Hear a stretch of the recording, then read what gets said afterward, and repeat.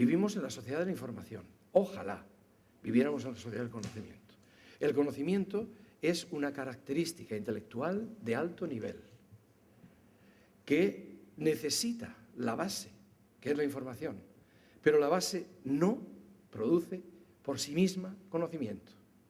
La información, los datos, no producen conocimiento, producen información y punto. ¿Cómo se construye conocimiento? Eso es lo que hay que ver.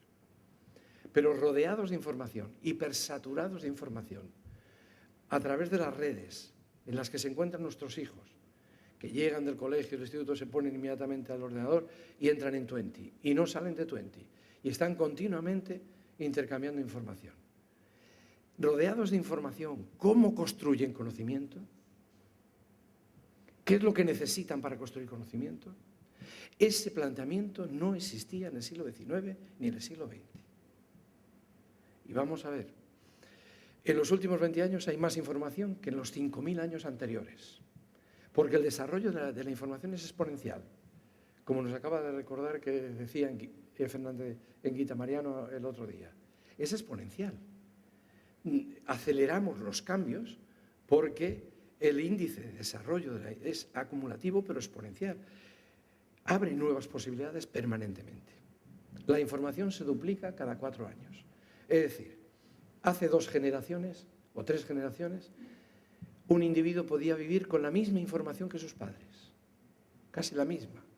Hoy día la información cambia cada 4 años. No estoy hablando de conocimiento, estoy hablando de información. La información cada 4 años se modifica. La información de un periódico como el New York Times cada día es más abundante que la que tenía un ciudadano del siglo XVII en toda su vida. Ahora, en un periódico nada más de un día. El 80% de los empleos actuales requiere tratamiento de la información. Y los empleos que requieren intercambio de la información virtual a través de Internet, etcétera, están pagados un 50% más que el resto. Son estadísticas casi todas de Europa y de Estados Unidos. Cambio de empleo y cambio de forma. Quiere decir que los jóvenes actuales, incluso los adultos actuales de 20 a 30 años, en menos de 5 años van a cambiar o de empleo o de modo de concebir el empleo que tienen. Hace 3 generaciones, 2 generaciones, uno nacía ya con el empleo que iba a heredar de sus padres, más o menos, y lo mantenía durante toda la vida. Nada tiene que ver. A estas sociedades se les está llamando sociedades de la supercomplejidad. ¿Qué quiere decir supercomplejidad? La sociedad de la complejidad es aquella sociedad donde el individuo vive rodeado de tantas informaciones, de tantos factores, que es muy difícil poder organizar toda esa información para orientar su capacidad de comprensión y de actuación. Supercomplejidad es cuando a esa abundancia de información se le añade los cambios de marcos de interpretación. Es supercompleja nuestra sociedad, no solo porque hay muchas variables a las que tenemos que tener en cuenta, sino porque no tenemos marcos estables de interpretación, ni éticos ni epistemológicos.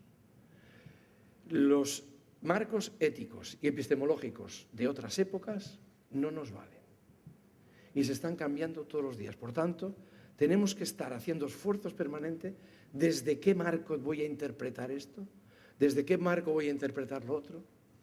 No solo es cómo hago frente a la superabundancia de información, sino para convertirla en conocimiento, la tengo que integrar en marcos de interpretación.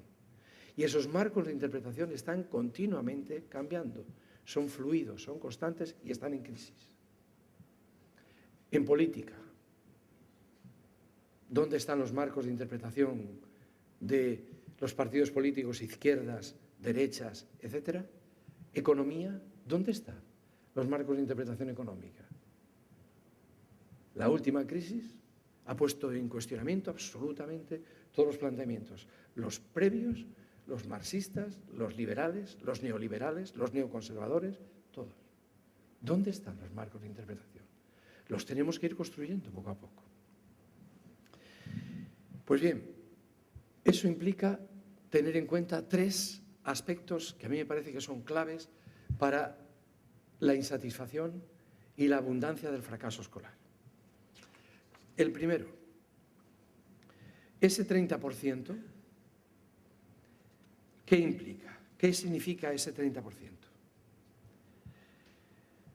Significa que hay un abandono temprano. Y ese abandono temprano, las estadísticas que están planteando, y son estadísticas nada sospechosas, de interpretación izquierdosa, etcétera, etcétera, no, son interpretaciones economicistas de Estados Unidos. Cada año que un ciudadano o que una cohorte de ciudadanos abandona antes la escuela, es de un 1 a un 3% del PIB que sufre detrimento. Segundo aspecto, fracaso parcial de la función compensatoria. También supongo que lo hablaría el compañero que habló de PISA. Todas las evaluaciones internacionales llegan a la misma conclusión. El factor que predice mejor el rendimiento académico de los alumnos es el nivel de estudios y el nivel cultural de los padres, de la familia.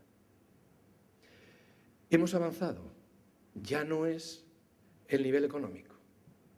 El que predice mejor es el nivel cultural. Pero sigue demostrando que hay un fracaso parcial de la función compensatoria. ¿Dónde está la función compensatoria? Si todavía el indicador o el factor que explica mejor el rendimiento académico de esos niños cuando tengan 15 años sigue siendo el nivel de estudios y el nivel cultural de los padres. Hay un problema clave en todos los sistemas educativos: compaginar la diversidad y la inclusión. ¿Cómo somos capaces de atender a la diversidad sin provocar discriminación? ¿Cómo somos capaces de abarcar la diversidad y la equidad? Y tercero, ¿cómo somos capaces de converger la excelencia con la equidad? La excelencia, la calidad con la equidad. Tercer factor, o tercer elemento que nos indica la insatisfacción: la irrelevancia de gran parte del conocimiento que se aprende en la escuela. La escuela tiene muchas dificultades para desarrollar el pensamiento aplicado. Es decir, que la información o el conocimiento, si es que hemos sido capaces de provocarlo, lo utilicen nuestros alumnos. El pensamiento crítico, mucha dificultad tenemos los docentes para provocar el pensamiento crítico en los alumnos. Y el pensamiento creativo. En este sistema escolar, desde infantil hasta la universidad, tenemos muchísima dificultad en estos 3 aspectos: pensamiento aplicado, pensamiento crítico y pensamiento creativo. Pero también en la formación de las emociones, la formación educativa de las emociones, de las actitudes y de los valores. Bueno, si la escuela tiene tanta dificultad en eso, ¿qué es lo que está formando? Si no forma pensamiento aplicado, ni pensamiento crítico, ni pensamiento creativo, ni el desarrollo de las emociones, ni de las actitudes, ni de los valores, ¿qué estamos formando? Y estoy hablando de la universidad, en primer lugar. Después de secundaria, después de primaria y después de infantil. ¿Qué estamos formando? Bueno, pues a mí permitirme que hable con toda franqueza.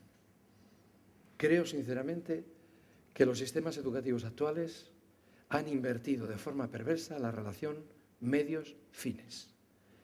Lo que son medios los hemos convertido en fines, desde hace ya mucho tiempo. ¿Qué son los medios? Los contenidos de las disciplinas. El conocimiento que está en las disciplinas es un medio, es un instrumento. Para mí no es un fin. El fin de la escuela no es trabajar las disciplinas, ni que aprendan las disciplinas. Es desarrollar las cualidades humanas. Para desarrollar las cualidades humanas, como ahora veremos, el instrumento mejor son las disciplinas.